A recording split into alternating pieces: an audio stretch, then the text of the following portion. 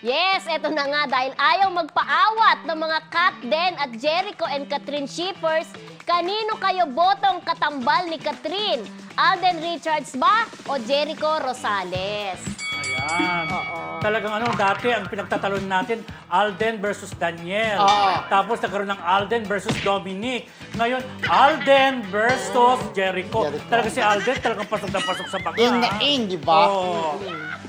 Diyos Ayan. ko.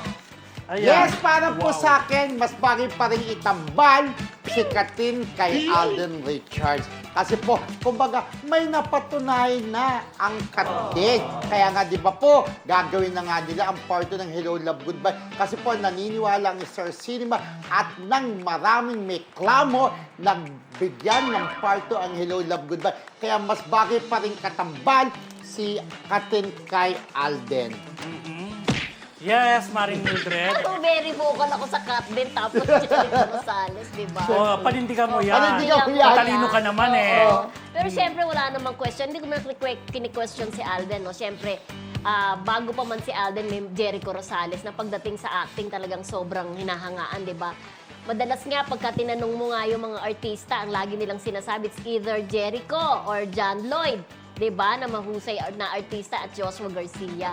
Feeling ko naman, right project, para kay Catherine at Jericho, ay kakagatin din naman talaga ng mga tao dahil sa napakahusay naman talaga nilang mga aktor at aktres. So, bagay sila. Bagay naman sila na magtambal sa isang pelikula kasi si Catherine, alam naman natin na ano na siya yung after ng A Very Good Girl, parang pamature na talaga yung role niya na magiging swak naman siya kay Jericho Rosales. Pero ito nga, kinakitaan na ng chemistry ang Catherine. So dapat na masundan yung kanilang movie na Hello, Love, Goodbye. At sa laging magkasama ang Catherine, syempre ang kasunod na nun ay isang project na lalong magpapakilig sa kanilang mga tagahanga. Kaya mas nababagay talagang partner si Alden kay Catherine Bernardo, di ba? Kilig-kiligan na nga nung nakikita na lagi magkasama sa lahat ng events ng buhay ni Catherine. What more kung magsasama pa sila ulit sa isang pelikula? Yan. Ako na ba? Ikaw pa na? Ikaw na. Ako na? Nahirapan ka na ba? Sasagipin na ba kita?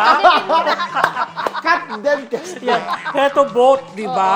Siyempre, tama ka naman, may napatunayan ang Kat din, di ba? Yes. Kumbaga, marami nang nag-aabang, marami nang nasasabi para sa part 2 ng nila, proyekto nila.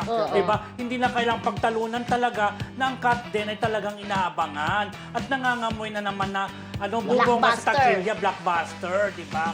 Ngayon, itong Jericho, pwede namang isunod yan, di ba? Pwede isunod after ng Kat din, pero malaking sugal yan para kay Catherine. Kasi, hindi natin alam kung may mapapatunayan sila sa takilya pag nagsama ang Jericho at saka Catherine. Baka mamaya, halimbawa, box office hit ang Kat din, tapos susundan ng Jericho at saka Catherine. Hindi natin alam baka kung ano ang kakahantungan sa takilya. Pero, depende pa rin yan sa istorya, sa materyales, at kung makukuha nila yung panlasa ng mga manonood para kumita rin yung pelikula. Pero maganda rin subukan at panoorin ang Jericho at Catherine dahil bagong formula, sariwa, bagong parang, di ba sabi ko nga, parang kung adobo na naman, mahirap din naman. Dapat may bagong putahe. So yung Jericho at saka Catherine, i-carry rin naman. Pero, talaga, saka na, mauna talagang Catherine, di ba? Yun, ganun. Kayo po mga classmates, kanino ba mas nababagay talagang ipareha ang young superstar na si Catherine Bernardo kay Alden ba ulit o kay Jericho Rosales? Comment